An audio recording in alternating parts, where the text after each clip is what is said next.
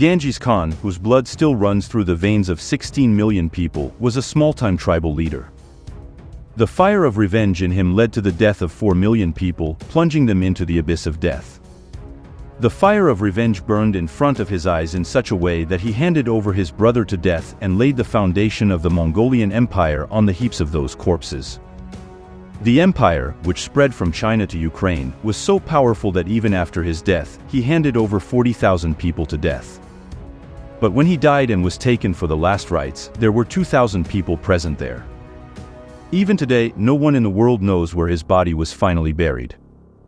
It's been over 700 years, but no one has been able to find his body or his grave. So, where did his body go and why can't we find it? Well, that's where this story begins. In the 13th century, in 1201, when Genghis Khan started invading every small tribe in Mongolia to expand his influence, one of these tribes was Jammu, which was a powerful enemy. It is said that the king of Jammu, Genghis Khan's half-brother, fought against him.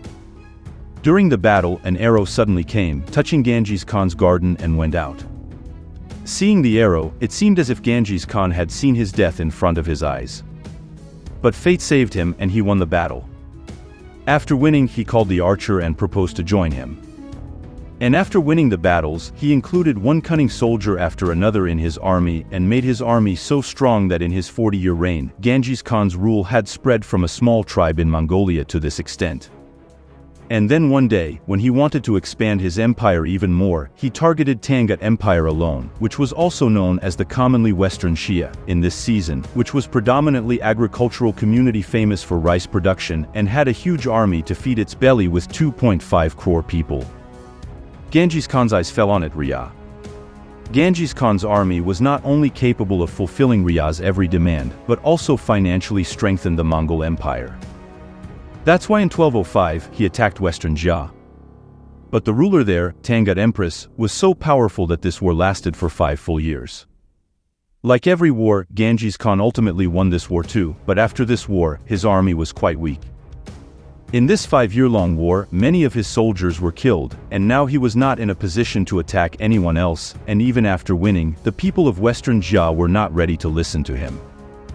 They didn't even agree to listen to him, and they gave information about everything, and one day, when Genghis Khan demanded some army from Western Xia, then he gave him information as always. After this rejection, Genghis Khan felt so insulted that he once again attacked Western Xia, but this time, he did not intend to rule over them, but to completely eliminate them. Now, friends, everyone knows that Genghis Khan was a cruel and ferocious king, but he was also quite rich. You know that he had about $120 trillion adjusted for inflation at today's date.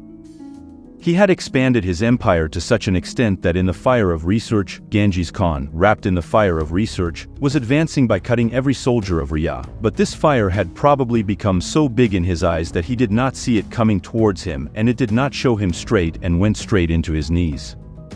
But in front of the fire of revenge, the pain of the arrow was nothing for him. Genghis was so involved in the war that he ignored the arrow and continued to advance in the wounded state. Fortunately, Mangat had won this war, but this happiness did not last long because Genghis Khan's wound kept consuming his body in its grasp. His wound had become so severe that he grabbed the bed. Until he returned to his empire, he did not have time or health left. The feeling of revenge born against Xia became the reason for Genghis Khan's death. After the war, Genghis was killed by the infection caused by the wound in his own camp, but still, the lives of 40,000 people were at stake, and this is where it all started. After Genghis Khan's death, he had written how his last rites would be performed, and according to the Mongol tradition, if a king wants no one to know about his grave, then no one should know about it, so whatever happens, no one let the news of his grave spread. Therefore, Genghis Khan had also written this, so when his body was being taken to his kingdom from the battlefield, his soldiers killed every person, human and animal, who had seen him, and then when he reached his kingdom, 2,000 people were called for his last rites, but this was no ordinary invitation. This invitation was an invitation to death. Now who were these people and why were they killed? Historians are still searching for this.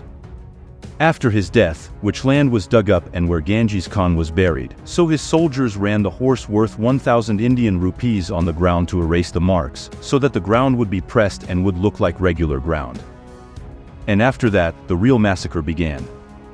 Whatever people were present there for his last rites, all those people were killed by a piece of soldiers, and then another piece killed them again, and this chain continued until they were all killed. Genghis Khan's name and about 40,000 people were sacrificed on his name, and even today, no one knows where Genghis's body was buried. Friends, that's all for today. If you enjoyed the mysterious video, don't forget to hit the subscribe button. Thanks for watching.